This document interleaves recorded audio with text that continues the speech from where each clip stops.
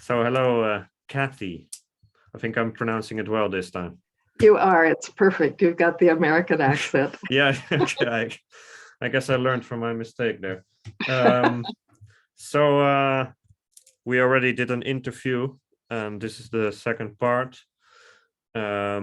because, well, you wrote a very interesting book, and we didn't have enough time to discuss that properly in the first interview. So that's why we scheduled a second one.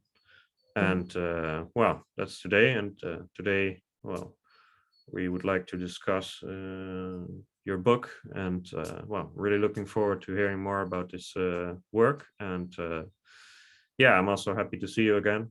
And actually, I also heard some great news about you. I'm leaving for Buenos Aires on Tuesday. Yay! Yay. So it's been 2 years, right? Or 3 years, It's maybe? been 2 years. It's 2 been years. 2 years.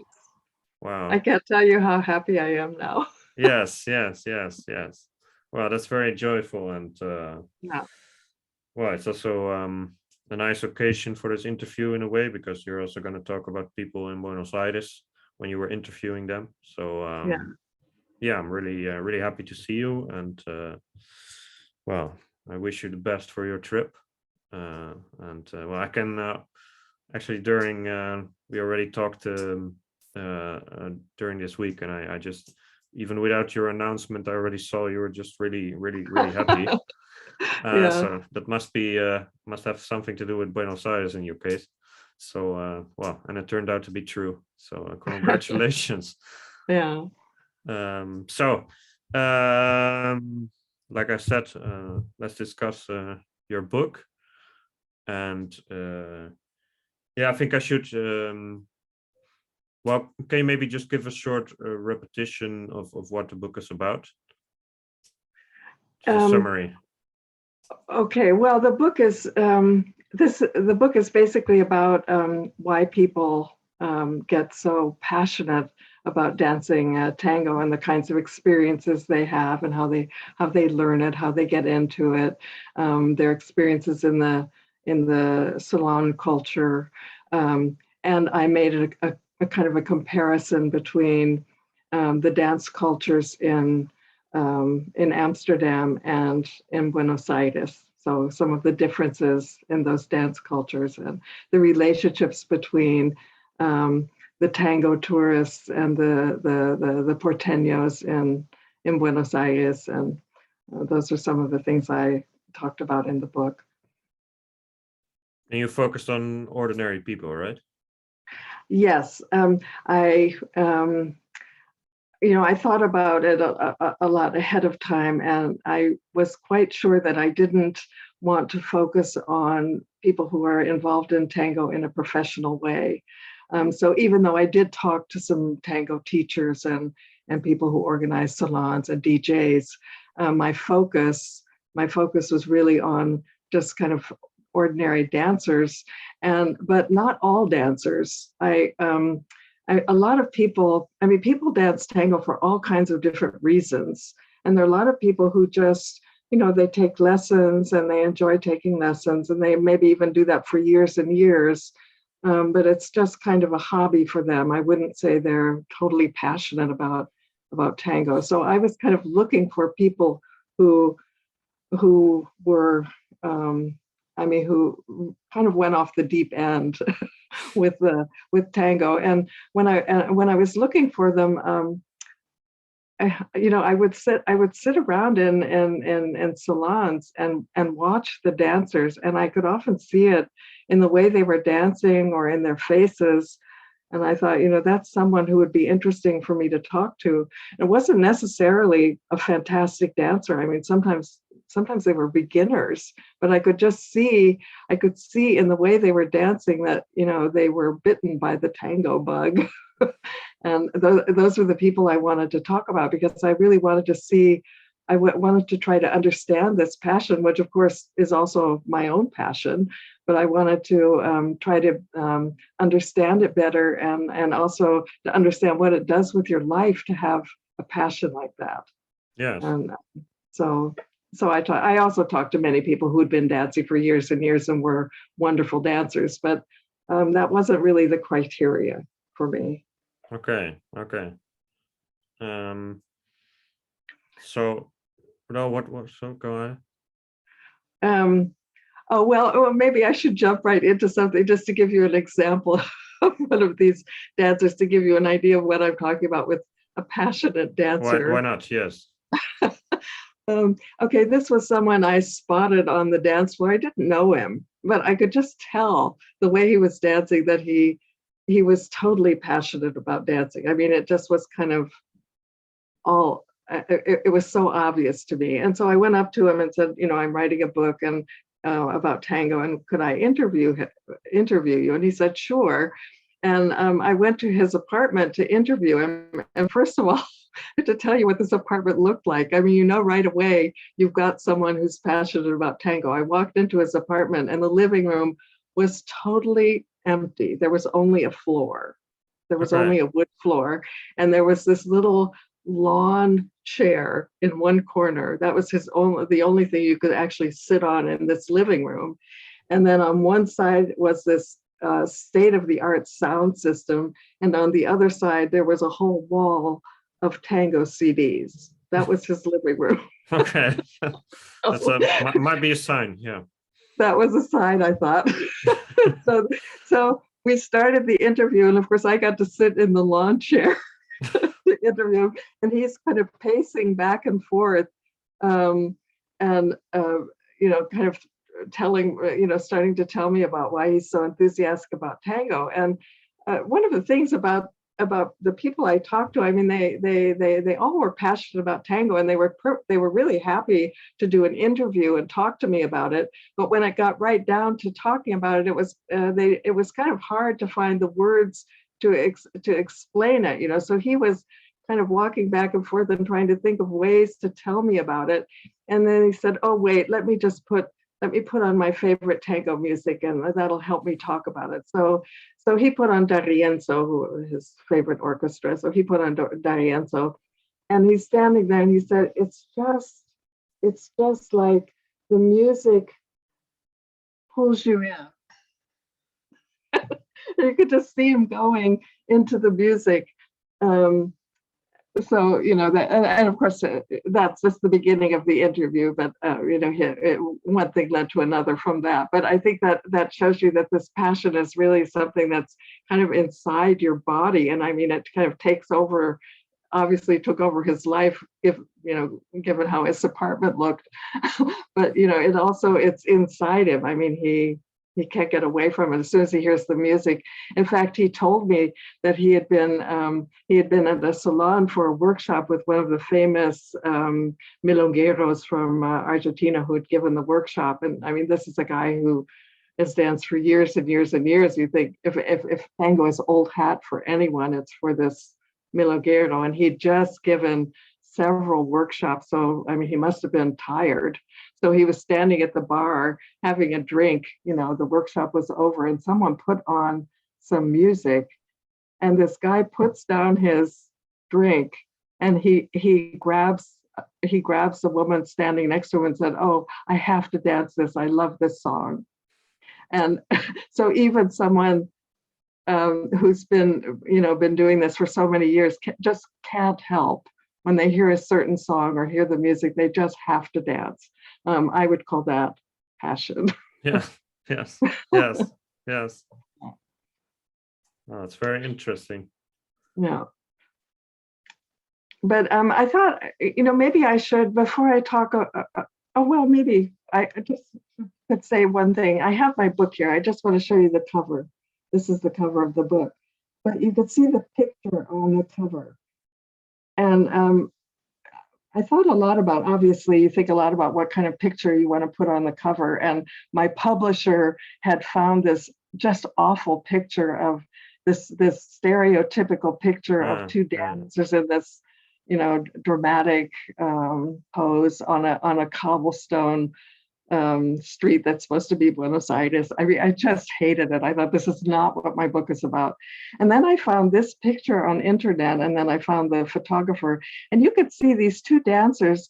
They're not skilled tango dancers. They're probably beginning tango dancers. I mean, it's all kind of their posture is all wrong to begin with, but you could see, you can already see on the face of the woman and just the way they're standing together that, you know, this is the beginning of a passion for them. And I thought that was kind of a perfect. Plus, it had the salon environment, which was important for my book. So that's why I chose that picture. Yeah, it looks really good. And I think the red color might also not be like a coincidence there. Yeah, I have to say I've written a lot of books, and probably the majority of them have red covers. Okay. Maybe because you're passionate about your work yourself. I don't know. Yeah, well, yeah, that's true. Yeah. Maybe I'm just assuming that red is the color of passion. I mean, could also be another color, but it's just something that came up. No, well, I like red anyway. Yeah, it's very interesting how you chose those people. And well, one question that comes to mind is, do you think it's always obviously visible in one way or another that someone is passionate about tango? Well, of course, I thought about, since passion is so kind of central to what my book is about, I thought about it for a long time. And passion, I mean, to begin with, when people think about passion, I mean, tango is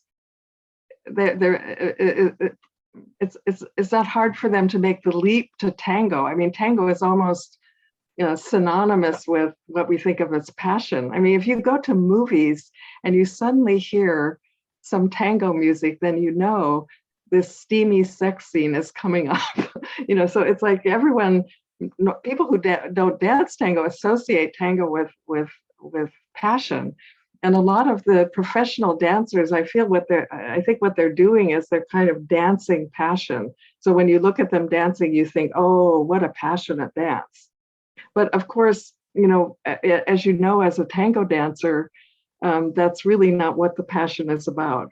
I mean, dancing tango is not this, well, maybe for some dancers it is this flamboyant, you know, with these strange expressions on your face and all of that. It's much more inside. It's much more how you feel inside and the connection you have with your partner and with the music. So it's not something that's necessarily visible. I mean, I could often, I mean, when I say that I could see the passion with the dancers, it's mainly you could see whether dancers are connected. I mean, you can tell even with performances, professional dancers. I mean, they can be technically wonderful dancers, and yet they don't have this connection, which I'm always looking for in tango. So I'm not as happy with the performance.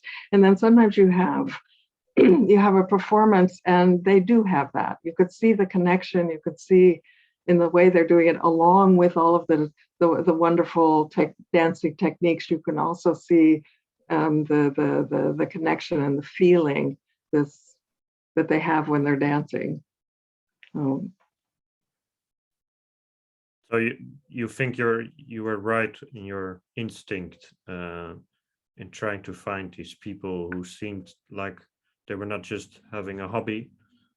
Yes, so, I think so, because they did have a lot to tell me about what passion is about and what it does to your life, and that's what I was looking for.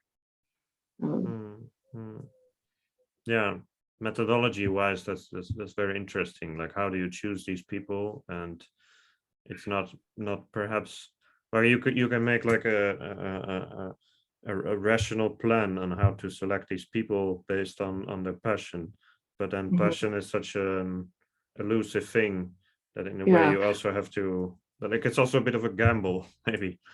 Yeah. Well, maybe I should tell you a little bit about how I wrote the book, and kind of give you some ideas about how I did it. I mean, first of all, I'm a sociologist, but I'm not a number cruncher. I'm not. The kind of sociology I do is I interview people about their lives. So for me, that was that wasn't difficult to, do research where I was interviewing people about their lives. And the other thing I did that many sociologists do, that's called field work or an ethnography, and it means you hang around, you hang out in the place you're doing your research, and you watch what's happening there, and you talk to everyone you can possibly talk to. So I mean, I went to salons, and of course I would have been going to salons anyway, but when I was writing the book, I really paid attention to what was happening in the salons, and I talked to everyone who was willing to talk to me. And, I had conversations on the dance floor with my dance partners. I had conversations at the tables with the people I was sitting with. I even hung out in the ladies' room, which is actually a wonderful place to get information. And so women would come in and they would be redoing their makeup and fixing their hair, and they would have these amazing conversations about what was going on in the salon. So all of that, and then I would go home at night and write copious notes about what I had seen, and then I had a lot of conversations about the kinds of things I was seeing with again anyone who would talk to me. So I kept this I kept a journal for about 3 years just about my experiences with tango and in the salons. And then on top of that, I started looking for people I could interview. And that, I wasn't bothered by, I just was, I basically wanted to talk to anyone who was willing to talk to me, who I thought would have something to tell me about passion. And that worked out fine. I mean, a lot of times I would talk to someone and they would say, oh, you know who you need to talk to, this and this person. And so, I just, kind of one thing led to another. And at a certain point, people knew that I was writing a book. And a lot of times in a tango salon, someone would come and sit down next to me and say, I heard you were writing a book, and I just wondered if you might want to interview me. they start telling me their story, because I'm really passionate about tango too. So, and at a certain point with my book, I just had to kind of stop doing interviews. I didn't feel that I was finished. I mean, every interview continued to be interesting to me, but at a certain point, I just wanted to get the book done. So, so I stopped doing the interviews. So that was basically how I did the book. Oh, and I should maybe say before I go any further, why I wrote the book in the first place. Yes, that's actually what I wanted to say. Like, we're talking about how you wrote it, but my first question was actually, why did you start writing a book? That's probably. I probably should say I almost didn't write the book, first of all. Okay. I mean, for years, because I was working in gender studies, and I did a lot of research on things that had to do with the body, with health issues, or eating disorders, or cosmetic surgery, or I did a lot of topics like that. So I was interested in body things and gender studies. And a lot of my colleagues would say, Kathy, why don't you, they knew that I danced tango, and they said, why don't you write a book about tango? It would be perfect for you. It's right down your alley. And, I was really reluctant to do that, because what I was really worried about was, this is my own passion. This is the thing I most like to do in the world. And if I start writing a book and I'm, kind of a critical sociological book with a gender studies element in it, if I start writing that book, will that ruin tango for me? Yeah, well, maybe I was mainly worried that when I would go to a salon, I would start looking, I would put on my sociologist spectacles, and I'd be looking at what was happening on the floor and being critical, and I wouldn't be able to enjoy the salon myself, or I wouldn't be able, or maybe if I interviewed someone who I danced with, I wouldn't be able to dance with him afterwards. So that was what I was worried about. I was really worried about that. And at the same time, I was also worried about if I do write a book and it's a sociological book, then I don't want to be blind to the things I should be critical about. But I was mainly worried about losing my own passion. So I got into it really, really, really slowly. I mean, I just started, making some notes, and then I did my first interview with someone I actually danced with. And then afterwards, it was perfectly fine to dance with him. In fact, in some ways, it was better to dance with him because I could hear along with the music, I could hear some of the things he had said in the interview, they reverberated through my head while we were dancing together, and it made it even more intimate in a way than it already was. So I actually, my worries were turned out to be unfounded, but it took me quite a while to actually decide to do it. And as I said last time around, I thought briefly about writing something like a memoir, but there are just hundreds of them out there, and I thought I think I don't want to do that. And also I thought that tango actually has a lot to say about the kinds of about our lives and the context in which we all live. I think tango can offer some kind of important insights into that. So I thought there was really quite a lot about tango for sociologists to get her teeth into.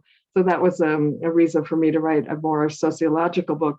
But I'm also, it's a very personal book. It's the most personal book I've ever written. So I've got all kinds of my own experiences in that book, including some of the things that were quite painful for me. I used the book to kind of talk about that. So do you also talk about your own passion in the book, or do you mostly focus? Yes, I do. Okay. No, I also talk. I'm just in the book all throughout the book. I'm in the book. Yes. So not only as a researcher, but also. No, I describe myself being. For example, I start the book out with describing the differences between the salon cultures in Buenos Aires and Amsterdam, and so I describe how I went to my first salon in Buenos Aires and how I didn't understand anything that was going on there, and kind of how I sort of slowly started to understand how it was organized and what people were doing and the cabeceo and all, how confusing it was for the first time around, because it's a very complicated situation. Once you've been going there, you know how to do it, but in the beginning you don't.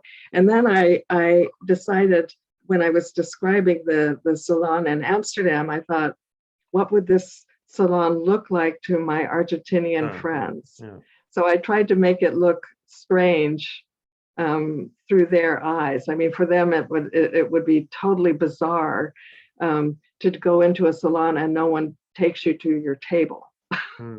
So, and it's true, they're always very confused about where they should sit, and then if they have a chair and someone sits in their chair and they come back to their seat and the person says, oh, you could sit anywhere. That's very puzzling for someone who comes from Argentina and is there for the first time, or how to do, if there's no cabeceo, how to invite someone to dance. How do you know what you can do and what you can't do, and all kinds of aspects. So that's how I describe the salon in Amsterdam. Yes, but just to be sure, like cabeceo is pretty common by now, right? In Amsterdam. Yeah, it is, but it's still not everyone does it, and a lot of people still come up to tables and asking or come up. I have a lot of dancers who just come up and stand in front of me and say, shall we dance? Or, and that for that's rude, and as you know, in Buenos Aires, that's quite rude, and you wouldn't you wouldn't do that. Yes, yes. And of course, the whole idea of the separation of the sexes is just not done in Amsterdam. There's a lot of resistance to that. You I mean mean, that as you know, some seating wise? seating wise, yeah. So that's another thing that was very strange. You know, people, some of my Argentinian friends, when they walk in and they say, so is this a couples salon? Because all the Okay. people are sitting together and they're not used to that. And That's super interesting. yeah, These differences and yeah. And it was a nice thing for me to do, because it made me look at my own salon culture through different eyes. I mean, I think that's a healthy thing to do for anyone. You know, not to take something for granted. The salons can be organized in very different ways. It's not that one is good or bad, but they're different, and people have to learn how to get along in a salon. yes, yes. Yeah, and I think that might be another sign. The way you thought about this might be another sign of, well, why to me it seems like a good idea to create a combination of something personal, something academic. I mean, in this Yeah, case, not always, but in this case, it was a bit of a risky move, perhaps, but I think it paid off. yeah. I mean, I have to say, I will never write another book. I'll never write the same way I wrote before I wrote this book. I mean, I Okay, I think like that. Yeah, okay, yeah. it changed me. It changed me in all kinds of ways, but it certainly changed me as a writer. I'll never write another book unless I'm bringing myself into the book. Oh, And okay. I also brought I also wrote in a different way, in the sense, because I had to. When I was writing the book, I thought, I'm not necessarily, or not just writing for people who dance tango. I'm writing for people who have never danced tango, have no idea what it is, what the fuss is about. And You need some water or? yeah, I have a tea here. Oh, okay, you have some tea. Mm. So I thought, how can I make this? How can I make them understand what it's like? And one of the things I thought about was what it's like. You know, we all know, and all of us who dance tango know how important the embrace is. I mean, we all talk about it. It's kind of central to dancing tango. Um, and someone who doesn't dance and doesn't dance tango has no idea, or maybe even thinks it's kind of so I thought, how can I describe it? So I remember when I wrote that part of my book, I was sitting at my computer and I just closed my eyes and I thought, what happens to me when I'm in this embrace? What do I hear? I have my eyes closed. What do I hear? What do I feel? What do I smell? And so I just wrote this description of it was what it feels like to be in an embrace. So there were all these little examples, like if someone has just washed their shirt and you can smell that it's been ironed, you could smell that, or you could smell deodorant, or you can smell a breath mint, or you can hear the heartbeat, or I just, all of these things that happen when you're in this embrace, and what makes it so totally intimate to be in this space with this person, and also some of the things that can feel uncomfortable or wonderful depending on what the embrace is like. You can feel like you're totally confined in a way that's really uncomfortable and unpleasant, or you can just feel you're going to kind of let everything go. This is a safe space. So there's a lot of that kind of writing in the book that I had never done before. I'm sure it must be very difficult to write. Like, tango is a very specific activity. Like, there are not a lot of people doing it. I mean, not even in Buenos Aires. And then you have to actually take this whole universe and Yeah. translate it to something Yeah. that's also accessible to people who are not in this universe. Yeah. That sounds very difficult. Well, as the people told me how they got into it, so I used those stories where they, the stories always started with the first time I saw tango. I told my story in our last interview, but everyone has that kind of story. The first time they saw it, and they thought, oh, and what that oh was. One of the people I talked to that experience was when he was, I think, 10 years old, and he was visiting France with his parents, and he saw people dancing along the Seine, dancing Okay. tango, and he never forgot that. So that was his first person. So everyone has a first moment like that, and then they go through this whole process of learning to dance tango. And whereas Argentinians will say, oh, we danced at home. I used to dance with my grandfather. It's just in our blood, uh, and which to some extent is true. But for those of us in Europe or who were not born in Argentina, that's not how we learned tango. We learned the hard way. And everyone has this this long story of learning to dance tango, and there's a lot of, well, blood, sweat, and tears in there. That process, and the first experiences of going to salons are often not wonderful experiences. I mean, there's a lot of kind of painful stuff going on in the salons, and then you have getting so involved in the tango that you kind of, your whole life starts changing. You stop listening to the music you used to listen to. You stop doing the activities you used to do. You stop doing things with friends who don't dance tango. And a lot of people told me that their families, or sometimes their partners, because maybe they were dancing tango, but their partner wasn't, their life partner. So their families were just kind of, what happened to mom? Where's the person? Where's the person I thought I knew? So they described that whole process. And then, some people really, really go off the deep end. They start, of course, they start traveling around to dance. And they almost always, have to go to Buenos Aires. It's almost a rite of passage to go there, right?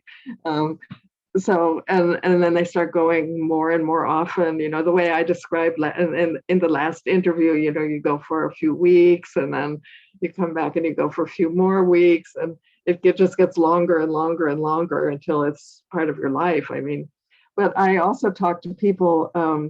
I talked to some people in Buenos Aires who had come to Buenos Aires and didn't go back home. They didn't go home again. They just stayed there. They started living there, and what that did to their lives. I mean, they some of them gave up their jobs, or they. I remember talking to one guy who had grandchildren, and he said children and grandchildren in the country that he used to live in, and he said, well, I mean, I suppose I could have said to myself, you have a family there and you have grandchildren there, but I thought, oh, they don't really need me. I can, I can come here. This is what I want to do with my life. So I mean, that's really major. That's a major life change.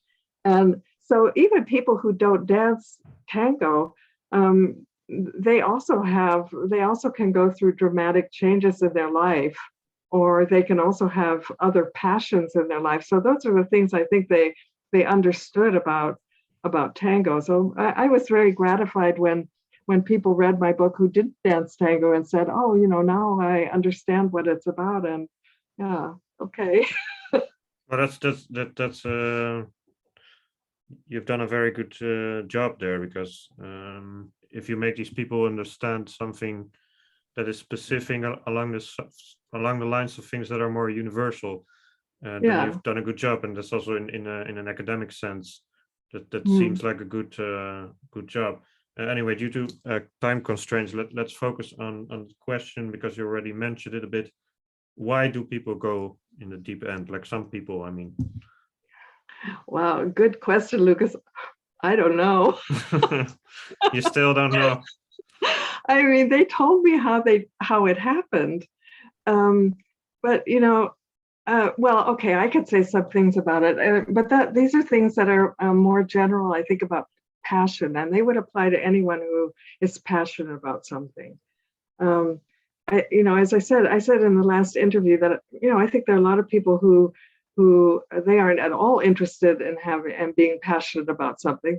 Because passion kind of disrupts your life. I mean, you can love it, you can love doing something, but just as I described, these people who get so heavily into tango, it has its costs. I mean, it does. Yeah. And I think a lot of people just don't want to, and you also start feeling things really intensely. I mean, you really care about being able to dance. And if you can't dance, it's just, it's dramatic. I mean, people who have, for example, foot injuries or some kind of injury that they can't dance. I mean, that's just, it's bad enough to have an injury, but then not to be able to dance is just, there are no words for how terrible that is. Um, so,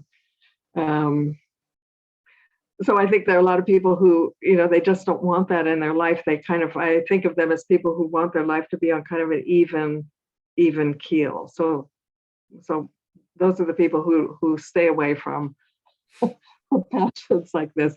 But the people who want it, and that was the thing, and that was kind of where the sociology came in. I kept thinking, I think passion. I think tango is giving people something that they're missing in their everyday lives. And what is it that we're missing in our everyday lives? Sociologists would call the era we're living in late modernity. Okay, so we're all kind of in this together. And so what is it that we're missing that tango gives us? So I see tango as kind of a compensation for some of the things that we're missing. And okay, so one of the things that I'll just some of the things I think a lot of us are missing and that we find in tango. We're all supposed to, have our lives under control, sail our own ships. Kind of control is really important to a lot of people. And I think we noticed that with the pandemic, where we were out, where we had no control of what was going on, and how devastating that was for people, and how they really couldn't deal with that. And tango is this possibility to lose yourself. I mean, you lose if you're a woman, or if you're a follower, you can kind of surrender to the dance. But I think that's true for leaders too. I think many of the people the men I talked to said that their best dancers, their best dances were the ones where, even though they're kind of leading, and it's their choreography, and they're paying attention to the dance floor, and they're leading their partner, but the really great dance is the one that knocks their socks off. I mean, they lose some control there. It surprises them. And so I think, it's giving us something that we're not supposed to have in our everyday lives. We're supposed to be in control in our everyday lives. And then we get to tango, and in this beautiful space, we can just let it go. and how wonderful that feels. So I think people, need this. They need to lose themselves. And of course, there are lots of other cultures where there are different ways, rituals for doing this. I mean, it's not a new thing, but I think tango offers that to us. Okay, the other thing, and I mentioned this in the last interview. For example, in Amsterdam, there are a lot of people who are living on their own. Amsterdam has a high percentage of single households, but also a lot of the people in the tango scene in Buenos Aires are singles. They're living alone, and there are a lot of wonderful things about living alone. But if you go to a salon, one of the basic things about a salon is you have a community, kind of community, and you get touched, you get hugged, you dance, and I think that's something. One of the things that was interesting for me, that some of the men, and not just one, but some of the men told me, I love to go to a tango salon because I can dance with these fantastic women, and I don't have to take them to bed at the end of the salon. So I think there's a lot of pressure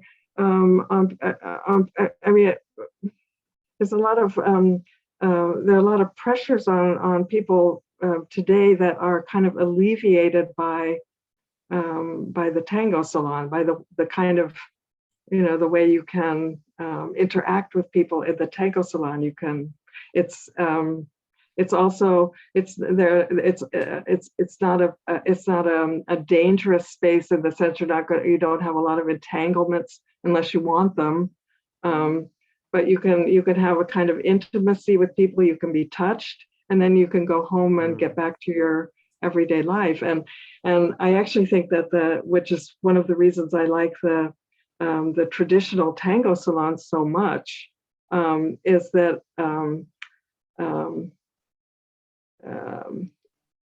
there are all these kind of these códigos in place that prevent that from, they make it safe. They make it a safe space. So the fact that you're only out on the floor for 15 minutes and, it can be so intense and intimate and wonderful, but you go back to your seat at the end of it. You don't hang around on the floor with that person, you go back to your seat. So it's kind of safe. So it allows you to kind of let yourself go, because it's going to end, and you can go back to your seat, and it's just a nice memory. And I think there's a safety in that, because we have, a lot of us have complicated lives, and you don't want all of the intensity of the salon to spill over into your job situation or into your family situation or whatever you have going on out there. You kind of want to keep it separate. And one of the things I noticed in Buenos Aires, where really any woman you'll talk to, certainly if she's been a tourist, will have had the experience that that the melogueros are trying to get her to have coffee with them or do this or that with them. That's kind of one of my dancers said they have these fish that they call them fishing as expeditions. So they're trying to land a tourist. So even though that's all going on in the cortinas, the dance itself is actually, I have never in a dance actually dancing with someone that he didn't respect. That he wasn't respecting my boundaries when we were dancing. So the dancers are not trying to feel you up on the dance floor. They may really be trying to persuade you to go out with them during the cortina, but during the dance, they behave themselves. So that's also a kind of it's kind of an unwritten code, which I think makes the dance safe for everyone. And I think people respect that because they want the dance to be a safe space. Or what I was talking about in the last interview, that you don't talk about work, and you don't talk about things in your outside life when you're in the salon. You want to keep it kind of pleasant and playful, because people have hard lives outside, and they don't want that intruding on the salon. So those are just kind of examples of, I think, where a space is created that people need to have. Yes, that's very interesting. And it's not just about going in to the deep end with your passion, but it's also about the whole tango culture in general. And Yeah, yeah, it's kind of giving you something. And then okay, talk about gender relations. Um, when I first started doing this research, I remember I described this in the book. I was at a conference, and everyone there knows me as kind of the resident feminist, when I give a talk there. And we were sitting at the table, and I have, eating, and I was talking about how I go to Buenos Aires to dance tango. And one of my colleagues, a man, sociologist, he said, "Kathy, you dance tango? How could a feminist dance tango?" So there's a lot of this idea that there are a lot of problematic gender stereotypes in the music. I mean, he knew about that. yeah, well, no, but I think the association is with tango. Something You have traditional or like. yeah, you have the woman swooning and the arms Yeah, of yeah, yeah, yeah, of yeah, the yeah. of the Latino lover, this kind of imagery, and I think they just couldn't fit that with who the way they saw me, um, and um, and I actually wrote it. I wrote an article about that. Should a feminist dance tango? I mean, obviously being facetious. Obviously, I think she should if she wants to. I thought a lot about that. That was kind of one thing that I was interested in, and how these tango dancers, how they think about that. And they all, whether they're in Argentina or in Amsterdam, they all consider themselves pretty emancipated in their everyday lives. And but when they dance tango, so I was interested in how they reconcile that with dancing tango. And the first thing that was interesting is that almost everyone I talked to would, when they started to answer that question, they'd say, I know this isn't going to sound very feminist, but and so what the women would say is, in my everyday life, I'm totally, I'm a manager. I have people working for me. I'm totally in control. At home, I have the kids. I'm in control of what's happening in the house. I'm in control of all these things all the time in my life. And then I could go to tango, and I don't have to do that. I don't have to do that at all. I could just surrender. Yes, yes, yeah. And they find that totally liberating. And interestingly, for many of the men, they would say things like, I mean, everybody says I'm a softie, and women, I feel that I'm a feminist, and but there I've kind of discovered my macho side, and it's kind of fun to be able to have this place where I can play with that a little bit. Or I talked to another person who said, in his work situation, he has to be very careful not to be too domineering. This is in a Dutch workplace. He has to make sure that everyone is on board, and that it's democratic, and all of this. Those are the values that we all have. Yeah, And he so said, in for context, in Dutch society is pretty egalitarian, so. Yes, exactly. So that's the way he operates in his everyday life and in his relationship. But he says, I get to tango. I'm dancing tango, and there I can be a leader. In fact, if I'm a good leader, that's really appreciated. And if I'm kind of in control of the situation on the dance floor, my dance partners like that. And he said, so that's kind of a place where I can act in a slightly different way. That's nice for me. And some people describe that as becoming more of a whole person. And the way I thought about it is, I think in some strange way, tango is a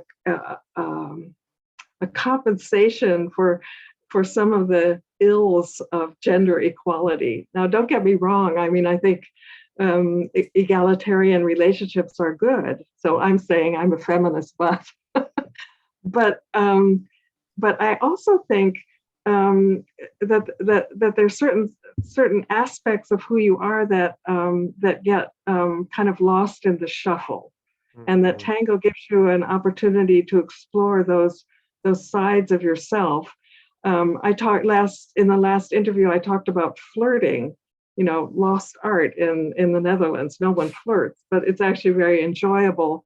And tango is the place where I got back into flirting, which was very enjoyable. And another thing, in most gender relations, there's a really high premium put on talking.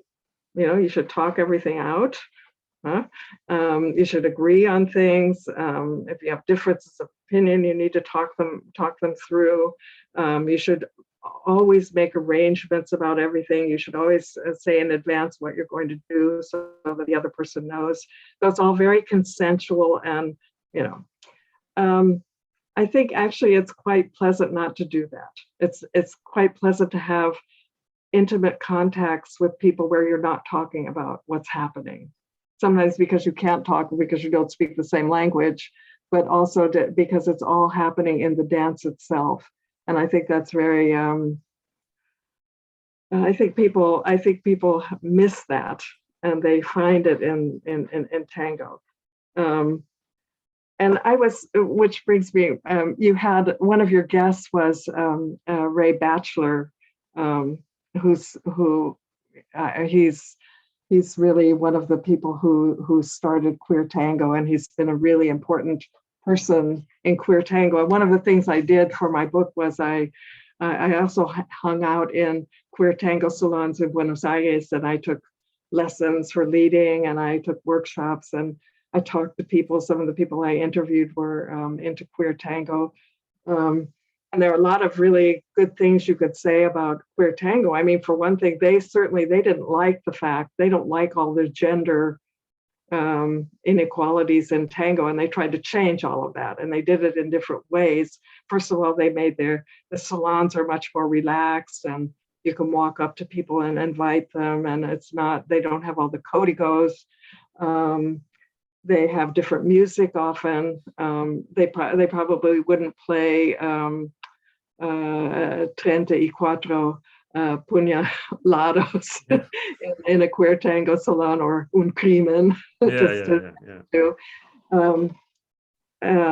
they also they talk.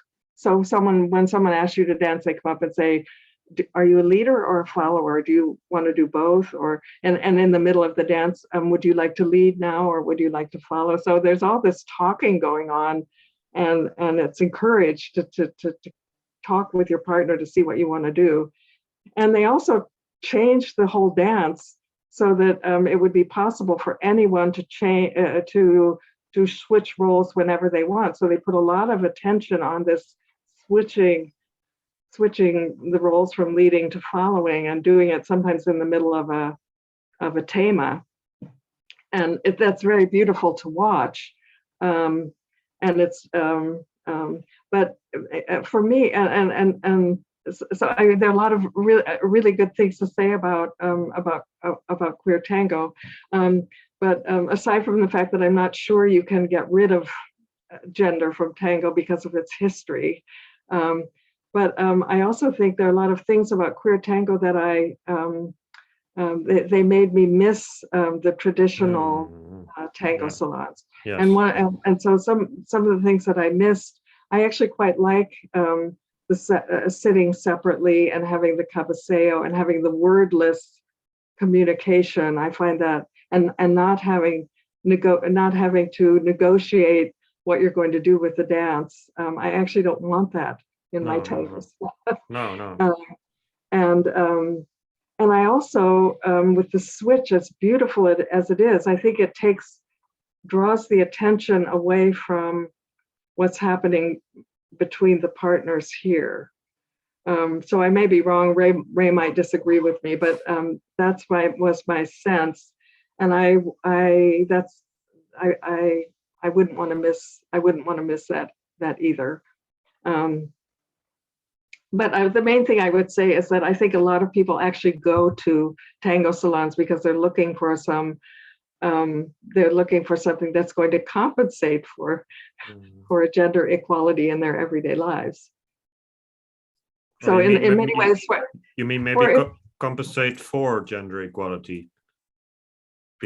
And not for inequality. I think what queer tango is doing is getting rid of all that stuff. We don't want that in our salon. And in many ways, queer tango felt to me the way a party with my friends would feel.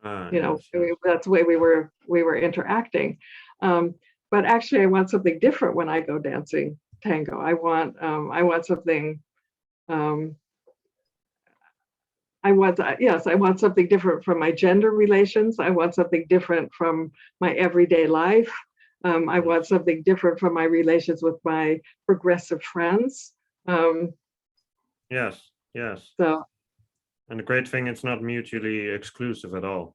Like these things can just flow into each other, but there's still because it's so protected. Because it's such a protected space. Yeah.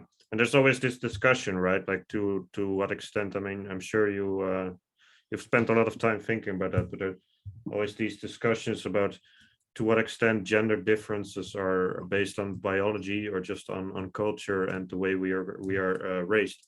And if you look at something like tango, it's actually very interesting. Like, for example, do women like following because they get a break from being leaders in everything they do, and is that because of biology, or is that just because of the way they live and it's a coincidence?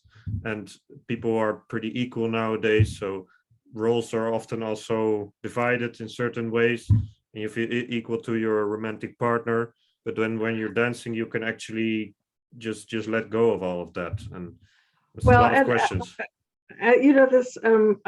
What I described, my own experience that I described in the last interview, that for me I think what I'm always what I love the most about tango is standing in front of someone I don't know and who seems coming from a totally different way of life than my own. And this moment where you're going to go into this person's arms and you're going to try to find each other with this music and in this embrace, and maybe it's going to work and maybe it's not going to work, but it's so fantastic. So it's this unity across difference, this combination of differences, all these differences that are pushing you apart, and then you come together and want.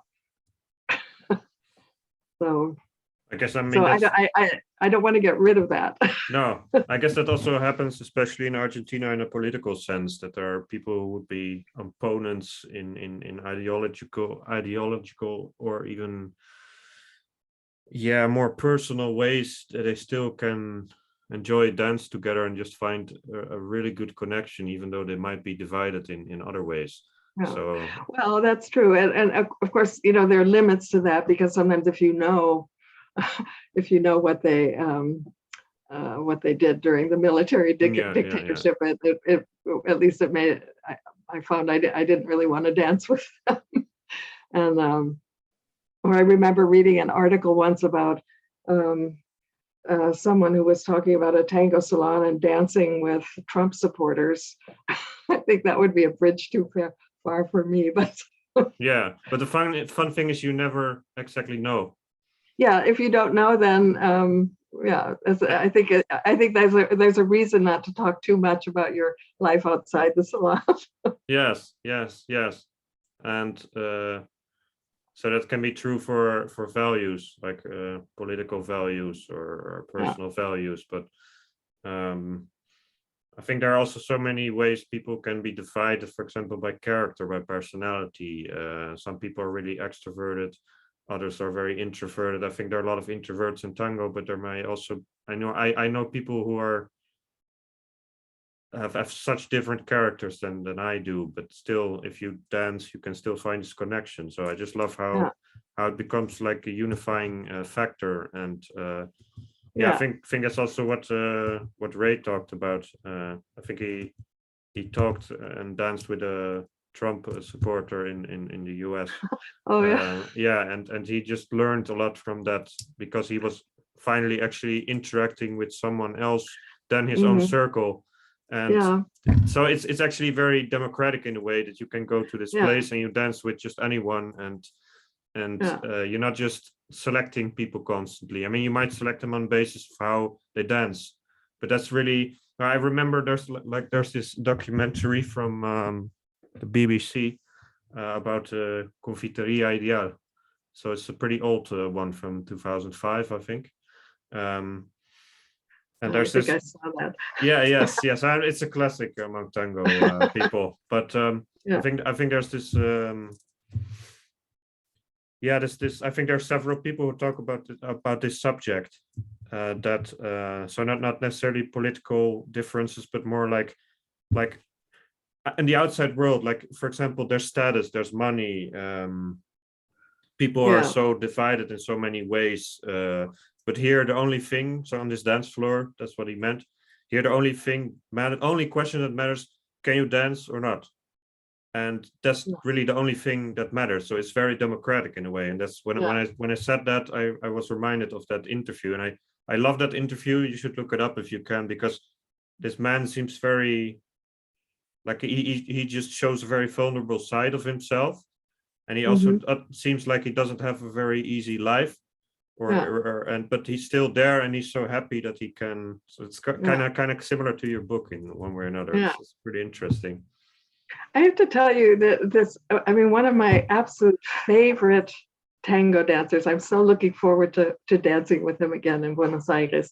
He's a taxi driver, and he hasn't had much of an education. I can't always understand what he's talking about because he uses a lot of lunfardo in his Spanish.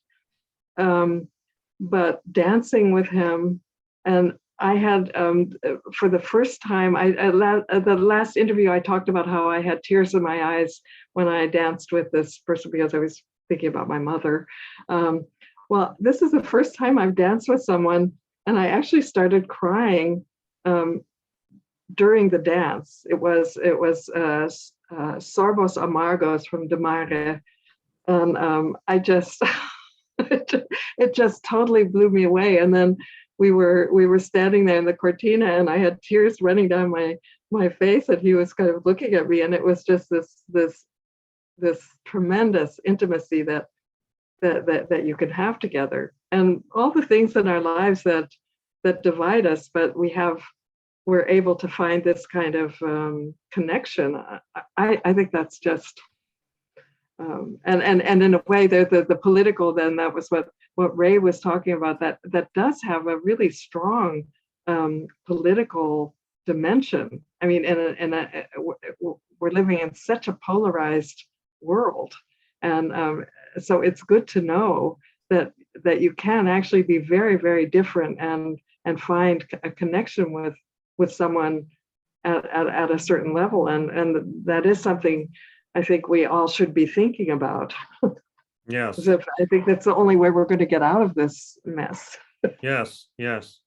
Yeah. So I think people often talk, maybe not on camera like this, but just among each other in salons, like they talk a lot about how tango can be a harsh environment in which, there's a lot of elitism going on, and some people are part of the in crowd and others aren't. So it's not always democratic in that sense. So there's a bit of a dark side to it as well. But I mean, maybe I don't want to be too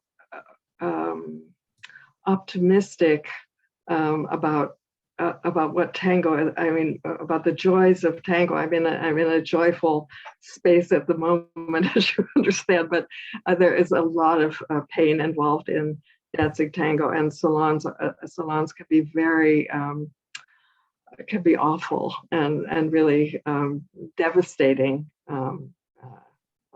at times. So there's also that element. But I actually think that goes along with the passion. I think there is no passion without pain. I think there's the pain of not doing it anymore, losing it, losing your ability to do the thing that you love, but there's also the pain when it doesn't work out. Yes. I mean, how painful it is when you go to a salon and you don't dance with the people you wanted to dance with, or it's just it's not a good salon. I mean, that feels terrible. Um, uh, and also a lot of people, we've talked about that too. A lot of people have tango dips, where they stop dancing altogether. It was just too, they don't want to do it anymore. I mean, they often get back to it. Yes. But I actually think that's something that is quite, that kind of goes hand in hand with passion. I think what we can all agree on is that this is also part of what makes it so exciting. That it's like it's a high risk game in a way. Yeah. Well, maybe not high risk, but there's some risk involved. There is a risk. There's a lot of risk. But if you look at your daily life, it can often be so mundane. Even though it might be really enjoyable what you do, it's still like you have this daily routine, and you always do these things, and you have, like you said, like we always want to be in control of everything, and people are so in control of so many things. And then when you go to tango, I mean, you might be the most successful person, rich person. Well, that's not necessarily successful to me, but anyway, whatever you are, whoever you are, whatever you do, when you come to this tango salon, you're just in this democratic space in a way where you have to accept the risks in order to find the rewards. And to me, that's just amazing, because it just makes you feel so alive, in contrast to how daily life can sometimes be. That's just that's a very good point, Lucas, that you're making now. I think tango can make you feel, or any other passion too, makes you feel intensely alive. And that says something about the world that we live in, that there aren't, that people are missing opportunities to feel really really alive. Yes. People can be so much like robots sometimes.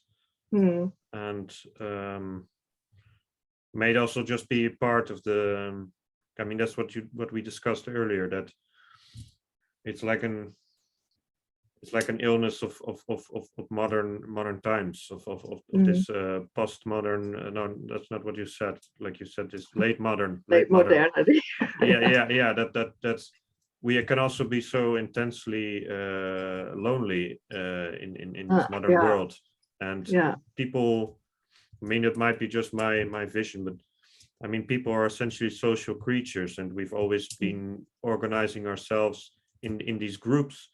And in these tribes, and now this era is so individual for so many people that, I mean, it's great in many ways because you're more free. But I think that's also why it's not surprising why tango can be so appealing to people, because they find a community somewhere, and especially now that religion is also out of the question nowadays. People. That's another. And this is a bit like a religion, that you can just go somewhere to a church and do this thing together.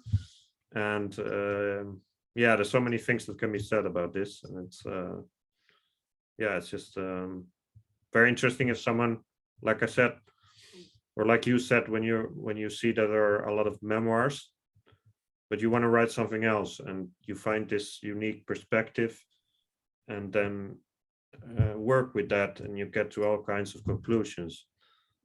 So actually, if you don't mind, I would like to talk a bit more about it, because I feel like we have like at least half of the questions that weren't really discussed yet. And I'm also intensely interested in the stories of these people. Like when we started this interview, you talked about this man with this empty with this empty room, and I'm really like I'm sure you don't want to tell everything, because I mean then you would essentially be spoiling the whole book. But I think there's a lot more to say about how the book came about, and it feels like we've only done just an introduction to that. So I'm sure. I hope you don't feel too much pressure here, but I'm just telling you, like, it's just a really interesting thing to talk about. Yeah. But okay, so let me just start somewhere. One of the things about the interviews that was surprising. sorry, I mean, yeah. Maybe another time, because Oh, I see. because our time is up. Yeah, our Oh, time okay. is already up, and that's the Oh, point I was making. Like there's so much left to oh, okay. discuss that Yeah. yeah. So but in any case, well, thanks for talking so thoroughly about your book Yeah. today. Well, And, it was a great pleasure. It's the thing I most like to talk about, as you know. yes, yes, yes. And well, now it's time to start packing. Yes. So I mean, for you, for Buenos Aires. So yeah, I wish I could imagine. I could imagine the sheer extent of what you're feeling right now. I mean, Yeah. I think I know this from my own memories, but from my own past. But this must be even. Yeah, you're so deep, like you said, like you're so much in the deep end yourself, and after 2 years you can Yeah. finally I mean what I mean by that is, like, first you went for a few weeks, and now normally you would be there for several months every year, and like we discussed last time, you couldn't go because of the pandemic and yeah, you're finally able to go again, and it's, yeah, it must be so exciting. Yeah, it is. I'm really ready to take a dive. Yes, yes. Well, thanks for the interview, and well, Happy to do it. And have a nice trip. looking. Okay, thank you. Bye.